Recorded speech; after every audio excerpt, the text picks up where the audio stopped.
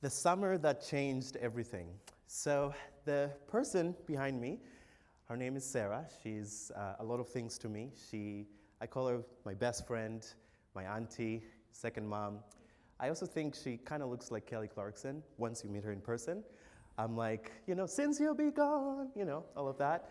I love her so much. But she was picking me up at the Charleston International Airport. This was in 2021. I just graduated from high school, Kokomo, Indiana. And she, as we were on our way going to her house, she asked me, is it okay if I can stop by at a house that she was dog sitting? And I was like, oh, for sure. So when we got there and we were starting to pull the driveway, I saw something small, but a bigger version of something like this, as you can all see. And I started asking myself, why was it there? And who were these people? Why do they have it on their house? Are they gay? Are they associated with anything with that flag? So for me, that was a triggering moment because it brought a lot of feelings and baggage and things about myself. Before we continue, I have some disclaimers. Part of my presentation covers suicide ideation, so if you feel uncomfortable, feel free to move out or take space for that. But also, I know there's some Tanzanian students over here that attend Alfred University. I am just going to ask you one thing, or maybe two things, love and grace. So I'm many things. Sometimes I think maybe I'm a clone, and I don't know, maybe. I'm an immigrant, I'm Christian, I'm a leader, sometimes depressed, sometimes optimistic, and many things, and imperfect. And some of these things are things that I chose, and some other things are things that were just happened to be the way that they are. But also, gay. Yep. I cannot pinpoint exactly to remember exactly when I knew this. I remember when I was young, I watched a lot of Filipino television shows. And it's so funny that some of the plot lines would be like, today the protagonist was killed by the antagonist and buried, not necessarily killed, but buried alive. And then the next episode, they're alive. I'm like, oh my God. But what was so interesting is that I was very drawn to the male characters in those TV shows when I was young, and I didn't know why.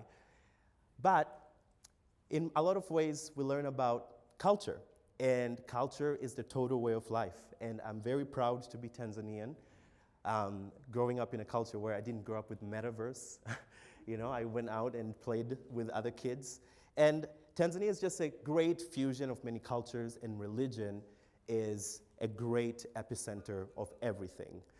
For example, 0.2% of the population are Hindu. And so we have a lot of cultures, mix of many things. And so I grew up Christian, and that is one of the things that is also very important to me. But no culture is bad culture. It is just different. And since we're at a university, and I don't want to be canceled for not citing who said this, it was Dr. Gagni. It was fall of 2021, and I know you're over there. It was fall of 2021, and I remember I was so excited to be in this class to understand how the human brain works and why are we the way that we are, and also how different cultures operate. And I remember that statement, Dr. Gagne's statement was very powerful to me in a lot of ways, that it's not bad culture, it's just different. Then the interview. I remember very clearly this day, it was July 4th, 2016. One of the Tanzanian talk show hosts, a version of Ellen here, she did a show and invited an effeminate gay man on her show. And this was the first time ever something like this happening on television. And it was so interesting. I remember that moment. I could hear a pin drop. I think everybody who had access to television and the channel where this was being broadcasted, they watched it. And the man went on and kept sharing his story, and he shared that sadly, when he was young, he was abused by his uncle multiple times. And my mom was very sorry for the man, and I could all just remember how that was. And I didn't want to show any emotional expression because I knew that it would signal something to my mom. And this resulted in a lot of backlash. I mean, the program was closed, she was fined, and just a lot of things. Even if you try to look at the YouTube video, it does not exist. So the perception was that people become gay because they were abused. And so if you come out to your families, that it means that you were abused. So more disclaimers. I know we have a lot of mixed people here. I do not intend to change your views on how you think. I know where I stand. I know homosexuality is not a sin or a crime. But also, I want to offer maybe a room for more compassion and empathy and maybe thinking things a little bit differently. So the big theme here is that foreign nationals, including myself, we experience a lot of challenges when we move to different cultures. For example, imagine being in a situation where one thing is acceptable in your culture, but it's not acceptable in another culture. Or some immigrants come here and they experience a lot of challenges like, how am I going to parent my children? Am I going to parent them the way back home, or am I going to parent them the American ways? So it is a lot to navigate. How do you belong? How do you show up? And how do you tell people that you are the way that you are? And I remember as an international student here at Alfred University, it was an honor for me to serve as the president of the International Student Association. And I remember one time one student came to me, and full disclosure, while I was at Alfred University, I never lied to anyone about my sexuality. I just never talked about it. And this student came to me and told me, there's a gay student in my class, and I'm very uncomfortable with them. They have the pride colors or flag on their bag, etc. I'm very uncomfortable. And I remember that moment was very, I could not know what to answer or tell that student, because it was something that it's almost like you're in a room that is enclosed and you're saying, I'm also gay, you know. And it was very interesting, and I told that student, maybe, regardless of what you believe, just offer that student respect. And so there is this endless struggle of internal turmoil that I was always experiencing. I mean, until today and some days, that my feelings attached to consequences, disownment from my family, or just in general being a bad Christian, or just being someone who's immoral.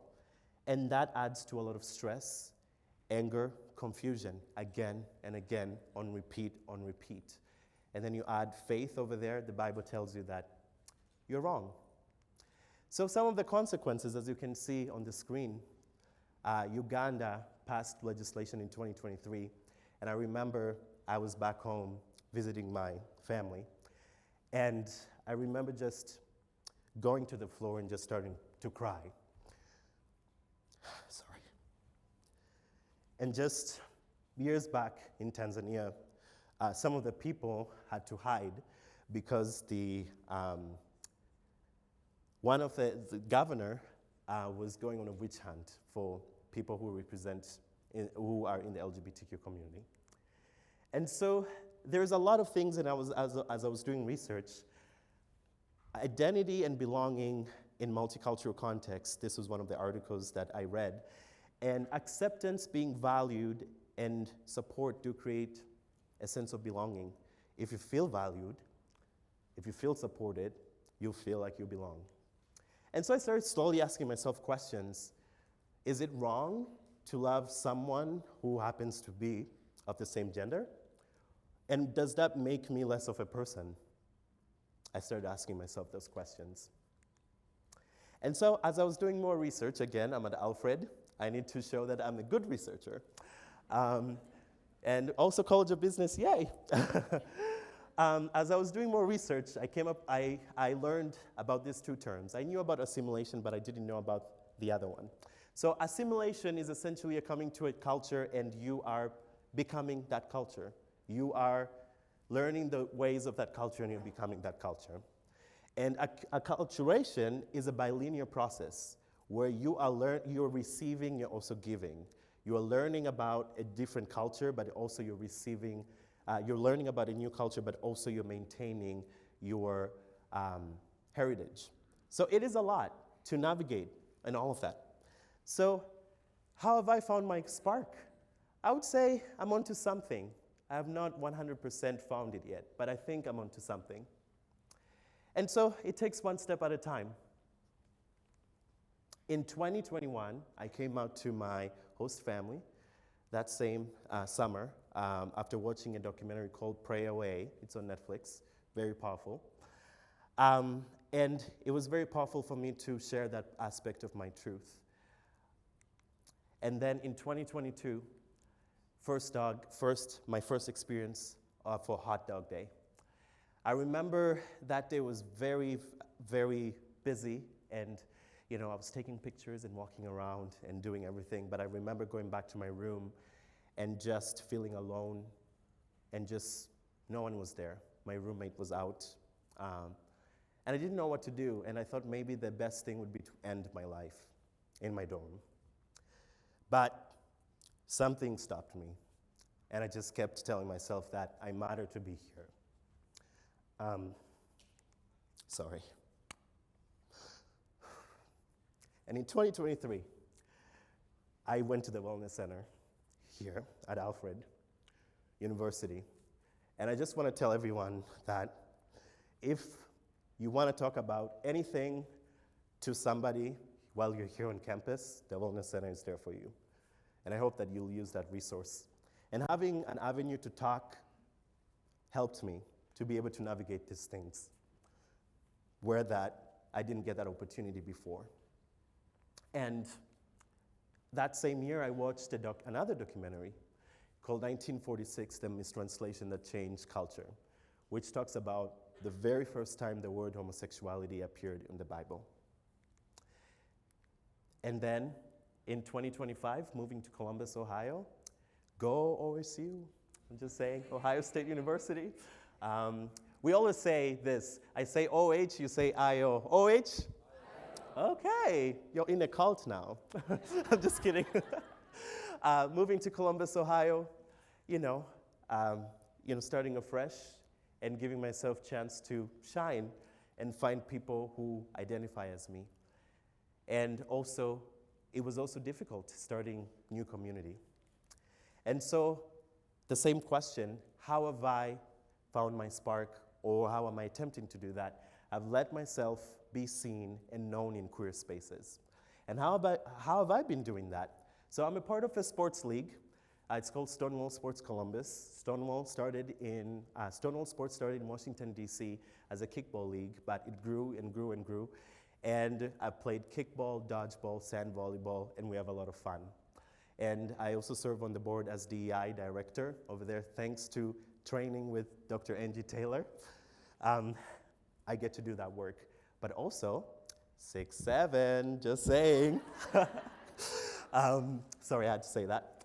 But also, I'm a part of a meetup group in Columbus, Ohio, which it's a gay men's brotherhood group. And I'm the youngest, and these men over here have been instrumental in my life for the short time that I've been there in Columbus. And a lot of advice comes on my way. We meet once a month, and we go to have coffee or museum, or just go on a walk, or one-on-one with the men. But also, another thing that has become a big highlight for me is the Columbus Gay Men's Chorus. Anything that has rhythm and song, sign me up, because I'll be there. And I mean real rhythm, just saying.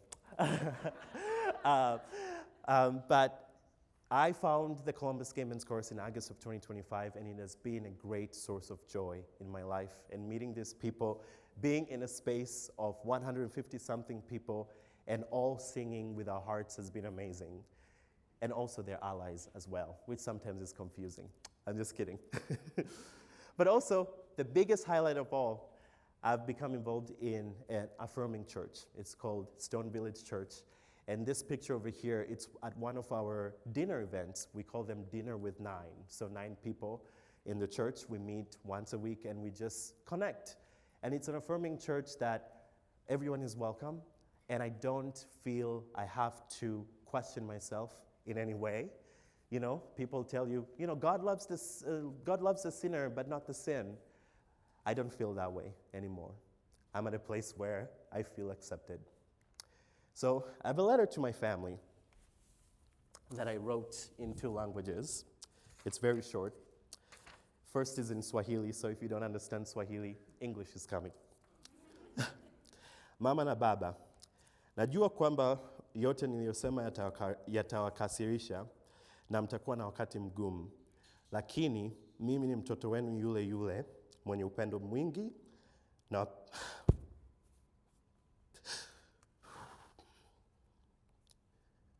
nawapenda sana, lakini pia ni muhimu kuishi ukweli wangu. In English, Mom and Dad, I know that everything I've said will upset you and you'll have a hard time. But I am your same child with a lot of love.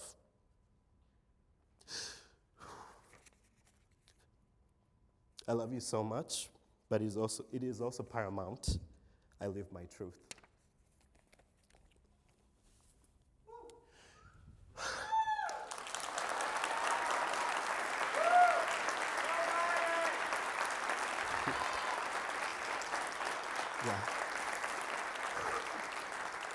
Yeah.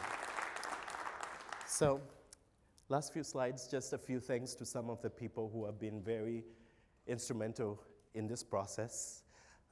Gratitude is something that really grounds me greatly. The first person was someone who was my online youth group leader when I moved from Asheville, North Carolina to Indiana. And I told him that I am gay, and I thought that he was going to tell me that's wrong and that's a sin. And Amin is an immigrant like me and has been in the US for many years, recently got his green card, and he shared that he's also gay and African. And that made it normalized for me that I can be gay, I can be African and gay, and all those things can coexist together. So I thank him for that. But also, do you remember the house that had this flag over there? It's this beautiful couple's house, Brandon and Cuthbert, who later Sarah introduced me to them, and they've been very instrumental in this journey and very wonderful and kind people. And also, this email that I never opened from Laurie DeMott. I told one of the staff members here at Alfred University about all of this, and that staff member reached out to Laurie DeMott, who was the interfaith advisor, and she sent me this email. I know it's a lot, but she simply shared that it's okay to be Christian and gay. And I never responded to her email until this year, and she was very happy that I did. But don't we all want to belong? Don't we all want to feel seen, loved, heard, and just exist? I think maybe take a time to think about the time when you wanted to be seen for who you are and be free. And just at your workplace, family gatherings, Thanksgiving especially, in your friend groups, but maybe you had setbacks. How did that make you feel? Maybe you should consider Ted Lasso, one of my favorite TV shows ever. He says, be curious, not judgmental. I think if we took this approach, maybe we would build a better place. And also diversify your circles. Your worldview is limited to the people and the things that you know. And humanize the experiences of those who share share differences from you.